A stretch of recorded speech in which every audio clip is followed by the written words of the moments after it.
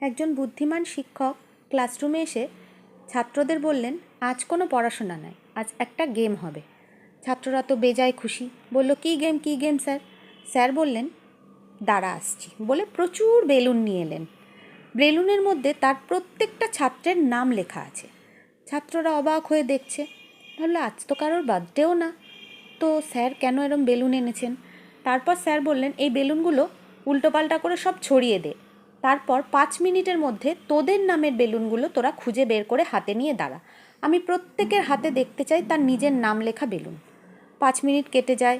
ছাত্ররা তো পাগলের মতো খোঁজাখুঁজি করে, কিন্তু অন্য বন্ধুর নাম পায়, তাদের নাম আর পায় না। তারপর শিক্ষক বললেন, এবার তোরা একটা কাজ কর। 5 মিনিট কেটে গেছে, এবার তোরা যার নামের বেলুন পাবি তার নাম ডেকে তার হাতে দিয়ে দিবি।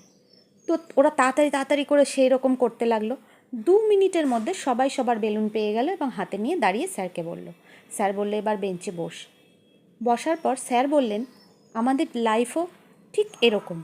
আমরা নিজের সুখের কথা সবসময় চিন্তা করতে গিয়ে অন্যের সুখের কথা ভুলে যাই। আমরা যদি নিজের সুখের কথা খানিকটা ভুলে গিয়ে অন্যের সুখের কথা চিন্তা করি, তাহলে দেখবি আমরা মনের ভেতরে একটা অনাবিল শান্তি পাবো।